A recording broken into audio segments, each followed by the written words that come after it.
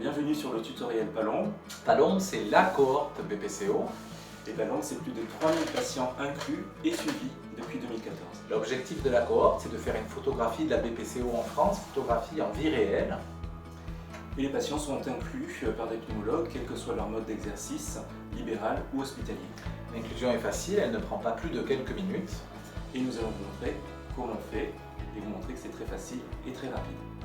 Alors on appuie sur la touche Ajout patient. La date de consultation, nom, prénom, sexe, date de naissance. Alors la date de naissance, on peut taper directement sur le clavier.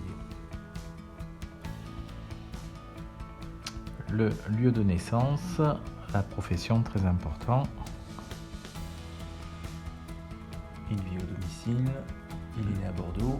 Le lieu de naissance est important pour les données de mortalité, pour les récupérer dans un second temps.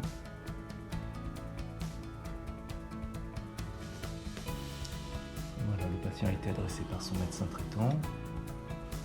Et on passe En données cliniques, donc taille, poids. Toutes les données ne sont pas obligatoires, mais celle-là oui, ce qui nous donne l'IMC de façon directe. On peut rentrer les données de tension artérielle et de pouls, mais ce n'est pas obligatoire.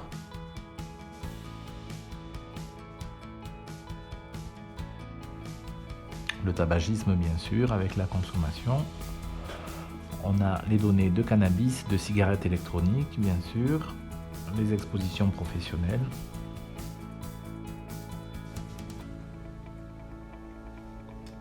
Voilà, le motif de consultation, c'était une suspicion de BPCO. Les symptômes, avec les différentes échelles. Le nombre d'exacerbations, c'est très important. L'activité physique, examen clinique. Et on passe sur le pavé, examen complémentaire. Donc les EFR bien sûr, avec le calcul direct du stade de sévérité, mais aussi du rapport de Tifno. La capacité pulmonaire totale, la distension thoracique et la capacité inspiratoire. Si on a la gazométrie en oxygène ou en air ambiant, qui n'est pas obligatoire.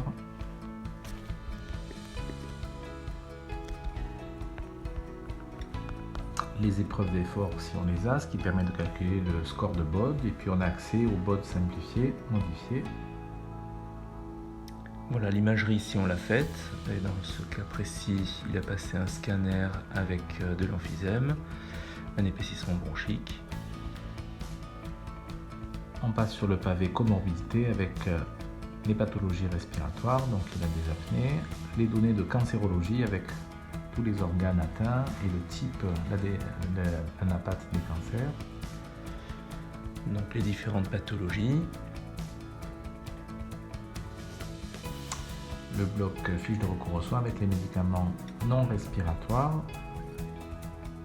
puis les médicaments respiratoires avec la famille, la molécule et la posologie. Et il ne faut pas oublier de valider.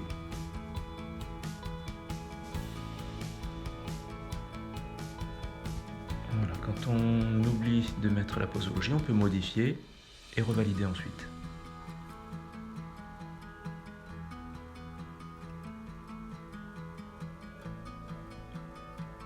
On a les différents traitements.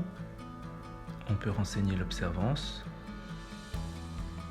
Alors on passe à oxygène, ventilation, les mesures d'aide au sevrage tabagique, éducation thérapeutique, les vaccinations. On valide. Et voilà, c'est terminé pour l'inclusion du premier patient.